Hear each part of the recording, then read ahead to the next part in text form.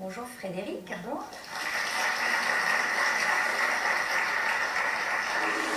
Votre réaction à l'histoire de Sandrine? Je pense que dans cette répétition de rencontres avec des hommes mariés, il y a quelque chose de l'ordre d'une mise en échec. C'est-à-dire qu'il y a eu cette histoire avec ce professeur, à mon avis, dont vous étiez amoureuse, et le fait que cette histoire se termine, la souffrance qui est liée à cette histoire n'a pas été vraiment cicatrisée. Et que du coup, vous êtes lancé à corps perdu dans une tentative de réparation par rapport à cette histoire, et pour enfin réussir à être celle qui est choisie voilà, dans la concurrence avec l'autre. Donc c'est une manière d'essayer de guérir la blessure liée à cette histoire. C'est peut-être pas la meilleure manière, parce que le risque, c'est que vous entreteniez cette blessure, et que vous entreteniez l'idée que vous n'êtes pas suffisamment quelque part aimable pour être celle qui est choisie.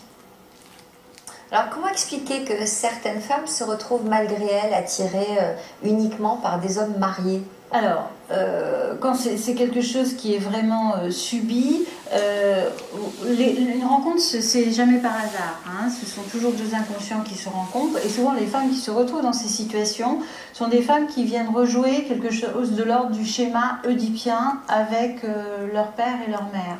Hein, le schéma oedipien non résolu. C'est-à-dire qu'elles ont eu du mal à trouver leur place dans ce schéma, et elles rejouent cette histoire-là pour essayer de la réparer, mais souvent ça consiste à se mettre en concurrence effectivement avec l'autre, la troisième personne qui est toujours présente, qui est toujours en toile de fond dans ces histoires.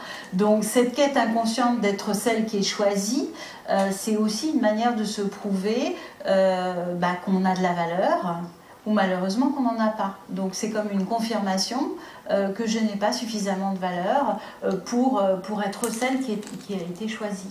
Donc en général, ça concerne des femmes qui doutent d'elles-mêmes, qui ont manqué d'un regard aimant sur elles? Oui, ou qui ont eu le sentiment, il peut y avoir aussi un sentiment d'abandon, ou un manque de regard du père, qui n'a pas été suffisamment sécurisant en tous les cas, pour leur permettre d'aller nouer des relations ailleurs qui soient en toute sécurité. Donc il y a quelque chose de l'ordre de la réparation. Ça vous parle? Oui, le manque de regard du père peut-être. Bonjour Violette. Bonjour. Nous allons aborder un autre aspect du thème qui nous réunit aujourd'hui, car vous avez décidé de mener une vie pour le moins particulière. Est-ce que vous pouvez nous expliquer? En fait, moi j'ai fait le choix de ne vivre des histoires qu'avec des hommes mariés. Alors pour comprendre comment vous en êtes venu à faire ce choix, on va remonter quelques années en arrière. À quel moment de votre vie avez-vous connu votre première relation avec un homme marié? Alors j'avais à peu près une trentaine d'années. J'ai vécu en couple en fait. J'ai eu un enfant et puis on s'est séparés.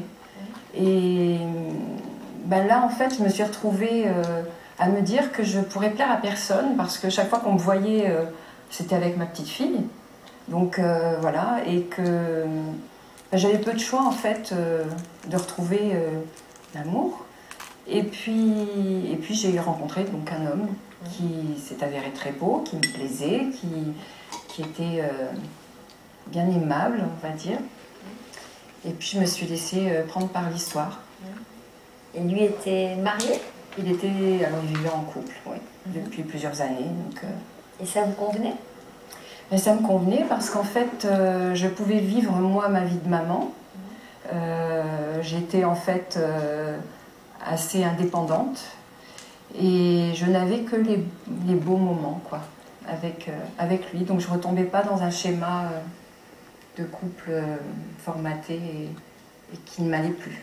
Est-ce qu'il y avait des points négatifs malgré tout? À des points négatifs, j'avais toujours quand même la crainte que sa femme le sache, puisque c'était pas le but du jeu, c'était pas, enfin si je peux parler d'un jeu, c'était pas vraiment un jeu, mais en aucun cas en fait je ne voulais briser une famille, donc voilà, c'était un peu, il y avait cette crainte quand même. Alors malgré ce petit cas de conscience, vous avez décidé de foncer tête baissée dans cette nouvelle aventure. À quel point étiez-vous épanouie dans ce rôle de seconde femme? En fait, j'étais une princesse, donc c'était très bien puisque j'avais vraiment le beau rôle déjà, lui faisait toujours très attention à lui, donc il était toujours bien. Enfin, je le voyais jamais en tenue un peu relâchée. Et puis, moi, il me faisait vibrer, puisque j'avais vraiment que les beaux moments. Donc, il me faisait des cadeaux, il se dépêchait de rentrer du travail pour me voir, il me consacrait vraiment du temps. Donc ça, c'est très agréable. Et vous arrivez à le voir fréquemment? Très souvent. Oui. Très souvent. Passer des nuits avec lui? Alors, en été, puisque voilà, il y avait la période des vacances qui le permettait, mais sinon non, mais assez souvent pour qu'il ne me manque pas, que j'ai pas besoin de cette vie-là. Voilà. Qu'est-ce qui était le plus excitant dans cette relation? C'était aussi déjà l'interdit, enfin ce qui n'est pas, voilà. Et puis je crois, oui, le fait d'être l'autre, celle pour qui on oublie un peu le reste de la vie, voilà, pour soi. Le fait d'avoir que des beaux moments, d'être... Mais quand on vit des bons moments comme ça, on n'a pas envie d'en vivre plus et de partager plus? Non, parce que moi j'étais, en fait... j'en vivais déjà beaucoup, il me consacrait déjà beaucoup de temps, donc je me rendais compte des efforts qu'il faisait. Et puis, moi j'avais ma vie professionnelle, ma vie de maman, et ma vie là qui était bien, qui était comblée. Et quelques années plus tard, l'équilibre que vous aviez trouvé avec cet homme a subitement tourné court. Qui y a mis fin? Sa femme, ce qu'elle a découvert. Donc forcément, étant donné que ce n'était pas ce que je recherchais déjà de casser son couple et sa famille, et puis je ne voulais pas qu'on m'envahisse. Or j'avais peur que, voilà, S'il vous avait choisi? Voilà, il m'aurait un peu envahi, je pense. Donc ça, vous êtes partie? Oui. Vous l'avez quitté? Oui.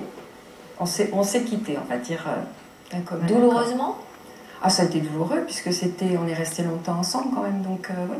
Et puis vous avez retrouvé l'amour quelques mois plus tard, et contre toute attente, il s'agissait cette fois-ci d'un homme libre. Ça a fonctionné? Pas vraiment. J'ai vécu avec cet homme pendant une dizaine d'années. Donc j'ai voulu y croire, on va dire, mais c'était pas vraiment pour moi, parce qu'il y avait quand même, malgré tout, une routine qui s'était installée, et que j'aime pas la routine. Je préfère vibrer. Et alors ça a duré combien de temps? Ça a duré quand même 12 ans. Combien? 12 ans, donc oui, voilà, oui, j'ai eu un autre enfant, donc je me disais que j'allais pas non plus avoir plein d'enfants sans parents à la maison. Et voilà, mais c'était plus possible. C'était vivable pour personne, je pense. Donc vous êtes à nouveau partis? Oui. Vous êtes séparés? C'est séparé, oui. Comment vous envisagiez vos futures relations amoureuses après cet échec? D'homme libre. Voilà, parce que je voulais vraiment... je voulais vraiment mon indépendance. En tout cas, qu'on ne m'envahisse pas, quoi. Et très vite, je me sens envahie. Donc, c'est pas banal, ça. Frédéric? En même temps, c'est bien parce que c'est un vrai choix. Il y a tellement de femmes qui subissent cette situation. Quand on vous écoute, effectivement, on se dit ça existe vraiment, parce qu'on entend rarement ce genre de témoignage. On entend plus la souffrance qui est liée à être la femme de l'ombre, et on voit que vous, c'est vraiment un choix assumé, où il y a vraiment une sensibilité chez vous à l'envahissement, et vous ne voulez surtout pas qu'un homme occupe votre territoire, et cette solution-là ne vous fait vivre effectivement que les agréments de la relation, et vous donne un statut particulier qui reste quand même en référence à la troisième personne, hein, puisque vous avez le sentiment d'avoir ce statut privilégié de la maîtresse. Oui, tout à fait. C'est étonnant de ne pas du tout souffrir de cette situation.